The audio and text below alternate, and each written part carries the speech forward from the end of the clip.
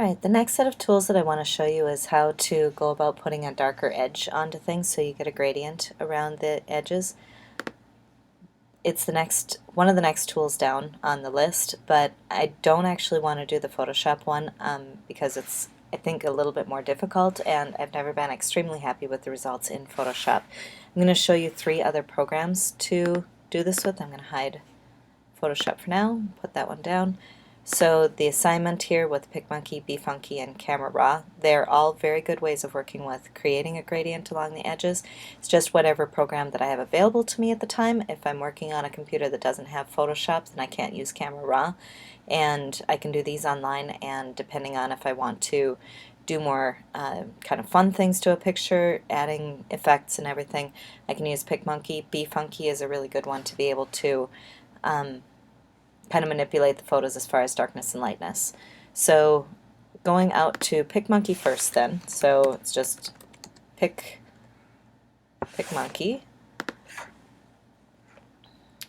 Once it opens up,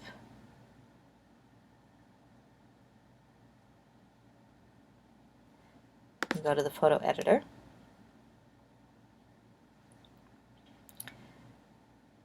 And go to Make Your Magic.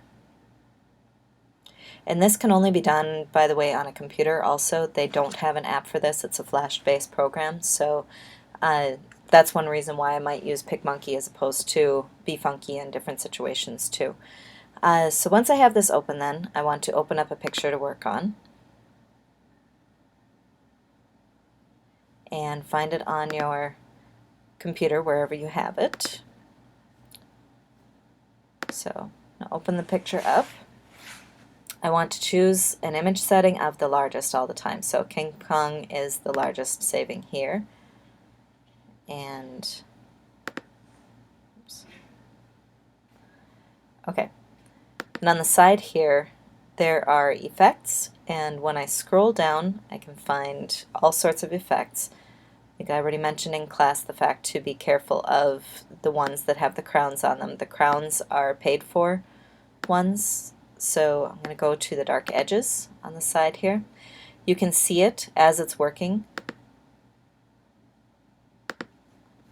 on them, so you can bring the amount up or down. For fade, you can do more or less. I recommend keeping it towards the edges, and then you can go like really intense or not really intense depending on how you have the slider here. You can get more of a postcard kind of effect with going pretty extreme. Most pictures look really good if you have some on there. You don't have to have really extreme. Like this one, you'd barely even notice that it's there. It just gives it a nice professional look that it completes towards the edges of the pictures. So I'm going to bring this up just a little bit because I want to have a little bit more of an intense edge to it, but not too extreme. So that looks pretty good. Once I have that, then I can go to save it. And again, your biggest size here is called Sean for some reason. And you can change the name slightly, although when it saves out of here, I think it gives it a slightly different name. But I'm just going to put another letter or a number or something. I'll put a letter on the end of it and save it to my computer. And you can see that it was 3.8 megabytes, so it's a nice big size coming out of PicMonkey, which is good. I'm just going to put it back in the same spot that the other picture is so I don't get them lost together. And let it finish saving. And then I can close out of the program. So that's basically the PicMonkey, very easy. Now BeFunky you can do on your iPads. So that one again is just how it sounds. BeFunky, what you want to do is go to Get Started, I think, and find your pictures.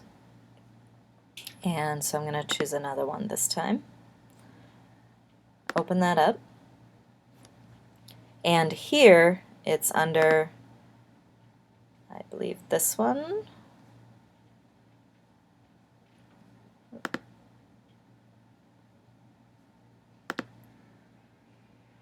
There it is. Under the Essentials, under Edges. and then it's called a vignette here. So I wanted you to see also the different terminology that's used for this. So with the vignette, then again you have slider bars here, so you can make it more or less extreme. So when I don't want to overdo, and I can pull this over so I can see what's going on better.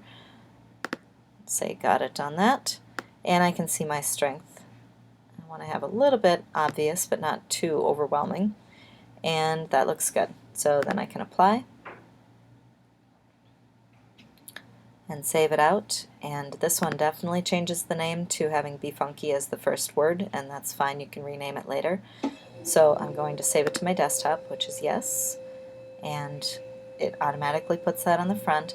JPEG is good for printing and anything. PNG is only an online version of doing things. So I'm going to save it as a JPEG. Oh, and cancel though. I want to have my file size as big as possible. So it's 3.5 megabytes again. So save, and save it back on the desktop. And that's taken care of. Now the third way is a little bit more difficult, and I'm going to do in a second video.